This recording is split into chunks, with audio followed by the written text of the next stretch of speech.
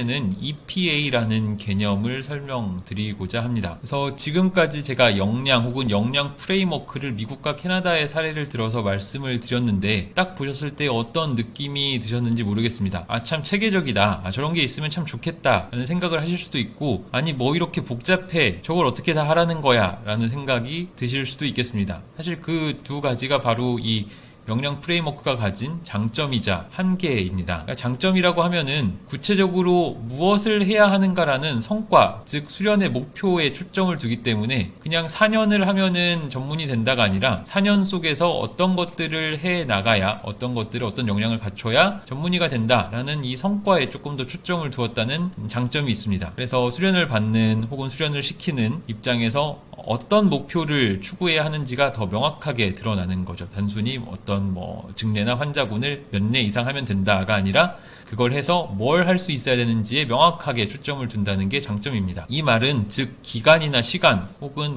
환자 수, 검사 수가 아니라 역량이라는 성과에 기반해서 전문의 자격을 부여한다라는 의미를 갖습니다.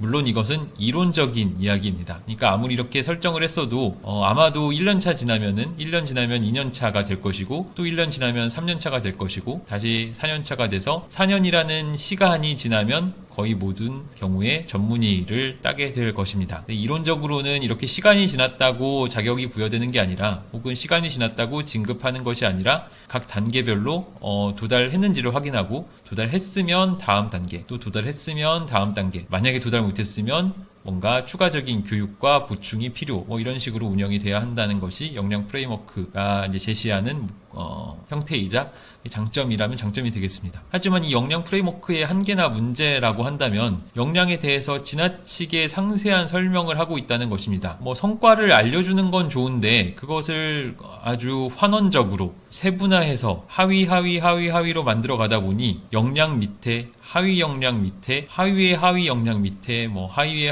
하위 역량 해서 이게 곱하기로만 하면 처음에 7개로 시작했더라도 그 밑에 3개씩만 있어도 곱하기 3이고, 또 그 다시 밑에 2개씩만 있어도 곱하기 2고, 또 다시 밑에 몇 개씩만 있어도 이게 정말 너무 어떤 인간의 인지 능력으로서는 도저히 기억하거나 다루기 너무 어려운 방대한 리스트가 형성되는 것이죠. 그러다 보니까 이게 이론적으로는 맞고, 그래 이런 몇 가지 역량 밑에 이런 게 있으면은 이 역량이 됐다고 할 수 있고, 다시 이 세부는 또 다른 몇 개를 조합하면 이걸 한다고 할 수 있고, 그렇게 이론적으로 말할 수 있는데 현실이나 실무와 자꾸 멀어진다는 문제가 있었습니다. 그래서 나온 것이 EPA라는 개념이고, 처음 개념에 제시된 게 2005년 정도입니다. 아까 전공의 수련 교과과정 중 공통 역량을 보여드린 바가 있는데, 여기서도 존중이라는 영역 아래 세부 주제 혹은 하위 역량이라는 존중이 또 있고, 그 아래 또 각 항목별 역량이라고 해가지고 이게 말씀드린 것처럼 하위의 하위 이런 식으로 점점 더 세분화 나가는 구조를 가지고 있음을, 그러니까 우리나라도 비슷한 것을 가지고 있음을 알 수 있습니다. 그럼 EPA, Intrustable Professional Activity라는 게 역량하고는 뭐가 다르냐? 역량의 문제점을 인식해서 만들어진 개념이라는데 뭐가 다르냐라고 하면은 EPA는 Activity라는 단어에서 볼 수 있듯이 일이나 어떤 일 활동, 어떤 작업의 단위입니다. 그러니까 전문직이라고 하지만 결국 이제 특정과의 의사가 하는 활동의 단위입니다. 혹시 기억이 나신다면 아까 역량이라는 것은 일의 단위가 아니라 한 명의 보건의료 전문직, 헬스 프로페셔널이 가진 능력, 어빌리티였습니다. 역량이 어떤 사람의 능력을 얘기한다면 EPA는 일의 단위를 의미합니다. EPA가 일의 단위이기 때문에 이 일은 누군가가 맡아서 책임을 가지고 하는 어떤 과제나 책무가 되겠고, 어떤 일이기 때문에 그것을 다른 사람한테 위임할 수 있습니다. 전공의에게 이 일을 나 대신 혹은 내가 없을 때 혹은 내가 보는 앞에서 한번 하세요라고 위임을 할 수 있습니다. EPA라는 어떤 일을 하려면 당연히 일정 정도의 역량은 필요할 거고요. 이렇기 때문에 역량과 EPA가 완전히 무관하진 않고 어떤 식으로든 연결은 되어 있는 것입니다. 다만 초점이 다르다는 것이고, 궁극적으로는 전공의 수련 과정이 그렇듯 지도 감독 없는 상태에서 unsupervised 상태에서 프랙티스 할 수 있는 단계까지 도달하는 것을 목적으로 합니다. 그래서 이렇게 지도 감독 없는 의료 행위를 할 수 있게 되면 그 말은 즉 독립적으로 수행 가능하다는 것이고, 일을 하고 있는 것을 책임지도 전문의가 혹은 지도 전문의가 관찰하고 측정해서 그걸 평가할 수도 있고, 이를 통해서 위임을 할지 말지를 판단하는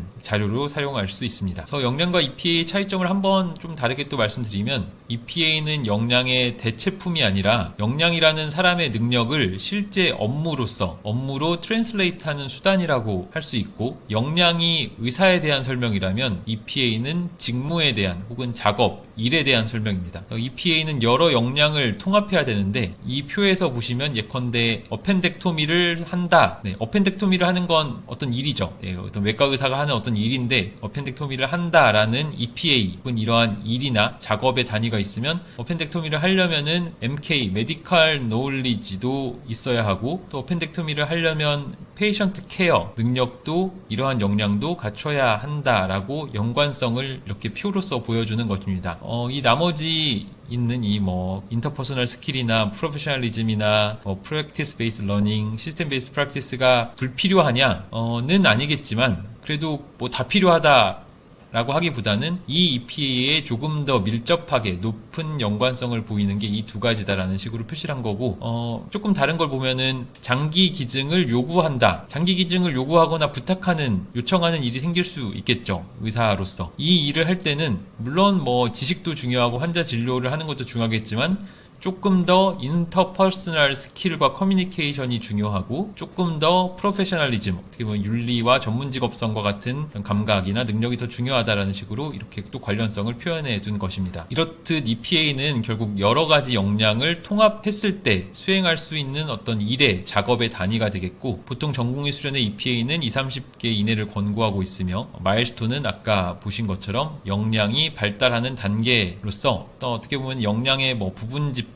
내지는 역량의 하위 역량 정도로 생각하셔도 되겠습니다. 그럼 라디에이션 온콜로지, 즉 방사성 종양학회, 외국의 학회에서는 어떤 식으로 EPA를 설정하고 있느냐, 지금 보여드리는 것은 로얄 칼리지 오브 피디션 앤 서전스 오브 캐나다, 즉 캐나다에서 설정한 EPA이고, 트랜지션 투 디시플린 EPA라고 해서 처음에 이 학문 분야로 들어왔을 때 할 수 있어야 하는 EPA, 이어서 파운데이셔널 EPA, 즉 1년차 정도에 할 수 있어야 하는 EPA, 코어 EPA라고 해서 대략 2년차에서 3년차 정도에 주로 다루게 되는 EPA, Transition to Practice 라고 해서 즉 4년차까지 다 마치고 수련의 거의 마지막 단계에 이르렀을 때 할 수 있어야 하는 EPA 같은 것들이 이렇게 나누어져 있습니다. 자세한 내용을 지금 다루지는 않고자 하고, 내용은 아마 원문을 통해서 조금 더 확인해 보시면 좋을 것 같습니다. 유사하게 유러피안 소사이어티, 즉 에스트로에 대해서도 EPA를 몇 가지로 나눠서 제시하고 있는데, 이 에스트로 코어 커리큘럼 포스 에디션이라는 문서를 이제 찾아보실 수 있습니다. 구글에서 검색하실 수 있는데, 여기서 보면은 EPA를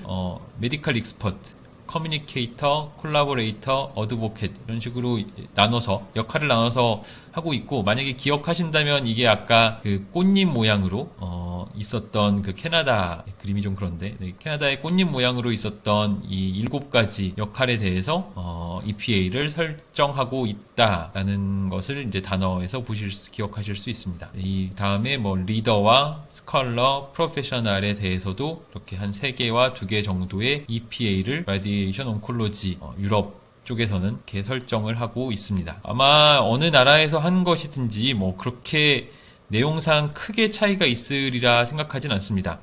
물론 국가별로 세부적으로 더 강조되는 영역 혹은 더 필요하고 중요한 영역이 있겠지만, 대체로 일정 수준 이상의 의료 행위 혹은 의료 수준을 갖춘 선진국에서는 우리나라를 포함해서 라디에이션 온콜로지 분야의 EPA라는 것은 대체로 비슷한 항목을 공유할 수 있다고 생각하고, 그래서 방사선 종양학회에서 개발을 하실 때도 이런 해외 사례나 문헌이나 자료, 이미 개발된 것들을 많이 참고하시고 그를 바탕으로 적절히 모디피케이션 하는 게 방향으로 하고 계신 걸로 알고 있습니다. 그럼 이런